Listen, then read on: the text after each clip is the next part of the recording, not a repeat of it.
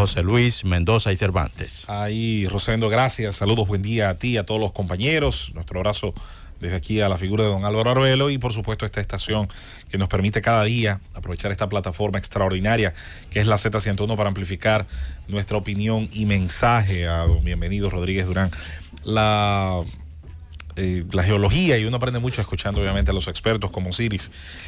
Toda esa región que está alrededor de la India, la placa de la India, es una especie de placa invasora, está entrando hace millones de años al continente asiático, y todo lo que rodea los Himalayas tiene una enorme actividad sísmica, y Afganistán es uno de los países precisamente, sí. Pakistán también, con más actividad en ese sentido. Y luego está la desgracia de ser una nación pues arrollada por una guerra que parece no terminar, y que desde los años 70, desde la invasión soviética, luego el conflicto interno del Talibán, luego la invasión estadounidense, el retiro hace unos días, pero después de ese retiro igual hay un conflicto interno terrible entre la escasa resistencia que queda todavía al Talibán. Así que es un país lleno lamentablemente de una historia de desgracias. Antes de entrar a nuestro tema nacional, quería hoy de alguna manera, para rememorar y recordar a nuestro querido don Álvaro Arbelo, quería hacer referencia a un hecho histórico que sé que si hubiera estado en cabina hoy pues le hubiera dedicado en su comentario esta mañana una gran participación. Un día como hoy, señores, hace unos 81 años, en medio de la Segunda Guerra Mundial, inició pues uno de los procesos históricos más conocidos y más interesantes por todo lo que determinó. Un día como hoy tomó la decisión, o se ejecutó la decisión, mejor dicho, del alto mando militar alemán, del alto mando militar nazi, de invadir Rusia. Un día como hoy empieza en 1941 la Operación Barbarroja. Para términos de la guerra moderna, para términos de la guerra ya mecanizada, con aviones modernos, o bueno, modernos para la época, porque el avión a reacción llegó al final de la Segunda Guerra Mundial con el Messerschmitt, y para fines de la guerra de entonces, con los mejores equipos con los que constaba el mundo militar, pues inició esa invasión al país más grande del planeta, a la región nacional más amplia, invadir toda la región occidental rusa, utilizando el principio de la guerra relámpago, el Blitzkrieg, la idea de grandes distancias cubiertas en poco espacio de tiempo por tanques, por tropas movilizadas en vehículos, con una enorme sombrilla de la guerra aérea, pero sobre todo una guerra sorpresa, porque hasta ese 22 de junio de 1941, es bueno que lo sepan, la Alemania nazi y la Unión de Repúblicas Socialistas Soviéticas tenían un pacto de no agresión, el acuerdo Ribbentrop-Molotov. Ese pacto, que lleva el nombre de los dos cancilleres que lo firmaron, decía, entre otras cosas, además de ser un acuerdo contra las potencias del capitalismo y bla, bla, bla, tenía firmada la repartición de Polonia. Por eso cuando la Segunda Guerra Mundial inicia en 1939 con el ataque unilateral de la Alemania nazi a Polonia, la invasión de los nazis no es total al territorio polaco. La otra parte la engulle la potencia soviética.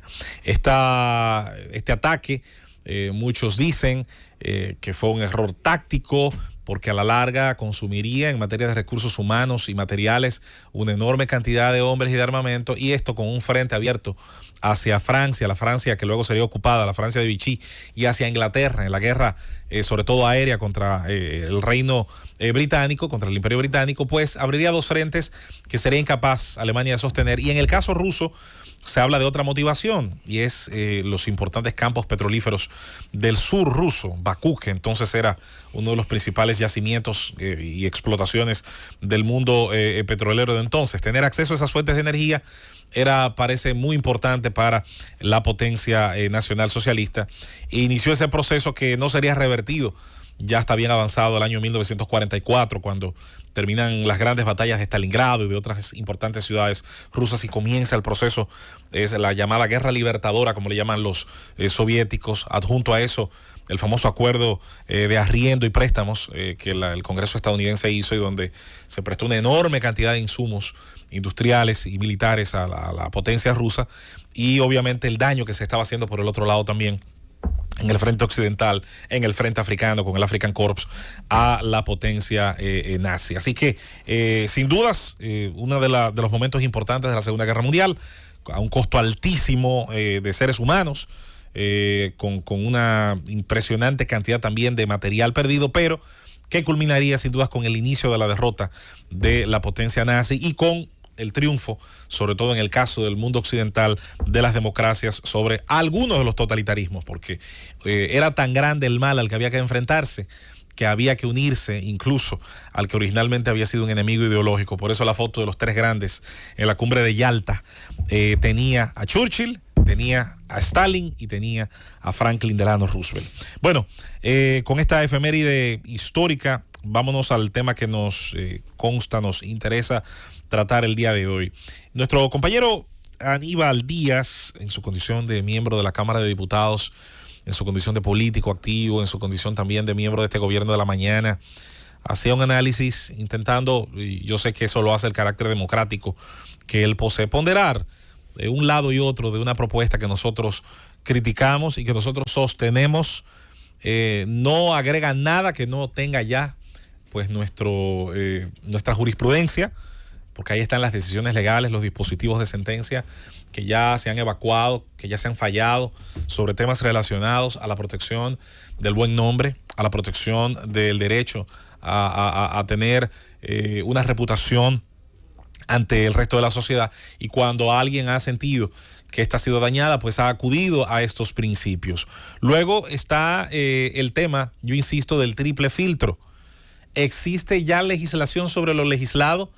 ¿Es lo que estamos sumando distinto? ¿Mejora lo que hay? ¿Hasta qué punto? Y se lo hiciera a costa de disminuir las libertades que existen.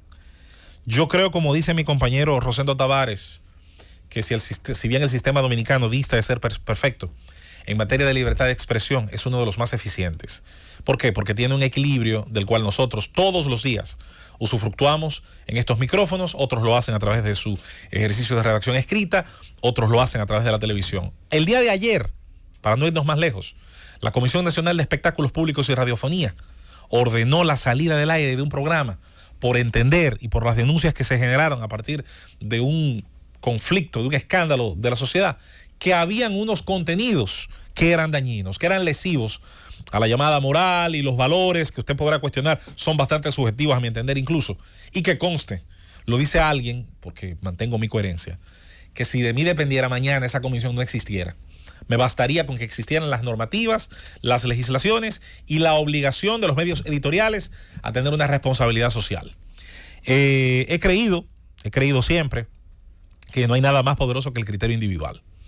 Vivimos en un país donde mucha gente pretende que el Estado o que un organismo como ese haga el trabajo que tienen que hacer padres, que haga el trabajo que tienen que hacer adultos. No hay censura más poderosa que la de aquel que, sabiendo que un contenido no es de su aprecio ni le suma, decide sintonizar otro o decide simplemente evadirlo e ignorarlo. Al que nadie escucha, simplemente no tiene ningún tipo de efecto su contenido. Las redes sociales ciertamente han traído un nuevo medio que amplifica muchas cosas buenas y malas, cuyo uso, hay que decirlo, ha traído pues otros campos donde ahora la batalla de las ideas encuentra otras trincheras. Pero ¿sabían ustedes que al final también es un mecanismo con el cual usted, a través del uso de su perfil y de la administración del contenido que allí usted consume, usted también, como decía más temprano Rosendo sobre la contaminación, lo que muchos pocos hagan termina siendo a veces bastante insuficiente? Claro. Por ejemplo, para denunciar una cuenta. ¿Sabían ustedes que tras una cantidad de denuncias de una cuenta por noticias fake o por ofensas, la red automáticamente hay un logaritmo que suspende esa cuenta sin la intervención a veces ni siquiera de un censurador humano? Es decir, hay una enorme cantidad de variables de mecanismos ya y de mecanismos que tenemos que observar y tomar en cuenta que existen. Yo, con todo el respeto a la señora Salvador y a los que le han apoyado en esto, yo no personalizo los temas, hago lo posible por no hacerlo. Ahora, en la discusión de las ideas, en la discusión de las externalidades y de las consecuencias que pueden generar esas medidas, nos van a tener de frente. Se quieren generar ciudadanos de primera y de segunda. Se quieren generar patricios y plebeyos en materia de la protección que quieren tener a algunos políticos en ejercicio y de simplemente el que los demás estén a expensas de lo que ellos entienden que los demás hoy estamos, lo cual también es falso, insisto, porque existen mecanismos y ahí están los ejemplos que anteriormente pusimos y que todos conocen de gente que fue a los tribunales y obtuvo ganancia de causa, de gente que puso una denuncia y que la comisión que la ley dota de esas facultades le suspendió o le cerró un contenido, una emisora de contenidos. ¿Decías? No, totalmente de acuerdo en esa línea de ideas. Yo siento que en nuestro Congreso no entiende, muchos legisladores no entienden cuál es la función que la Constitución le atribuye y están en muchos casos legislando para proteger sus intereses. Y esa legislación tiene mucho de ese aspecto. Es procurando resolver problemas particulares que ellos han confrontado por vía de una legislación que no tiene ni va a tener solo aplicación para ellos, sino para todo el país. ¿Qué más limitación a la libre expresión que las legislaciones que se tienen en la República Dominicana ha adoptado? El marco que tenemos, que es un marco de responsabilidad, entiendo yo, bastante severo, porque incluso hay sanciones de corte penal que no las hay en otros países. Entonces, usted tiene el derecho de expresar libremente sus ideas y si se excede en el uso de esa facultad, simple y sencillamente tiene las acciones que la ley provee para lograr la compensación que corresponde. No estamos de acuerdo. Y esto, lo que quieren decir que sin conocimiento de causa es una ley mordaza. Sí, por más que se quiera diferenciar, lo es.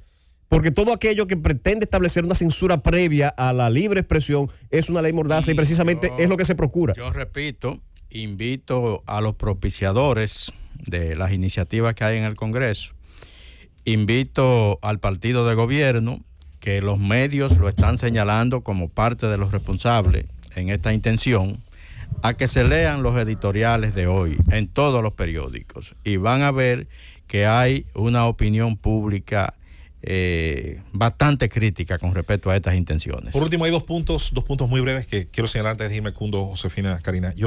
Primero, yo puedo entender la solidaridad entre congresistas, aunque no la comparto. Yo puedo entender el espíritu de cuerpo, yo puedo entender la naturalidad que se da en el trato entre humanos y el hecho de que quienes ejecutan una misma acción y quienes están de alguna manera en un mismo lugar entienden muchas veces que tienen unos a otros que apoyarse y muy posiblemente dentro de ese espíritu de cuerpo se dan situaciones que luego los mismos que operan esas solidaridades tal vez desde otros ámbitos criticarían. Eso es lo primero. Y lo segundo, y esto ya es un aspecto ideológico en el que creo, la democracia, como todo sistema, se demuestra en varios aspectos. Y uno de ellos, para mí de los más importantes, es que existe democracia, y ergo, libertad de expresión, asociación, opinión, bla, bla, bla, donde se puede disentir públicamente con los que mandan sin que esto cueste la vida, el derecho al trabajo, a la propiedad, y a usted mantener esa opinión y todos los días argumentarla, claro, con respeto, con lo que usted quiera. El derecho a disentir, incluso de ustedes, amigos congresistas, funcionarios, políticos, sectores de poder de cualquier tipo, es un síntoma claro de que en un país existen libertades. En otras naciones, la falta de ese derecho impide que haya ejercicios de opinión como el que permanentemente esta emisora y este espacio tiene todos los días al aire. Llévatelo, Cundo.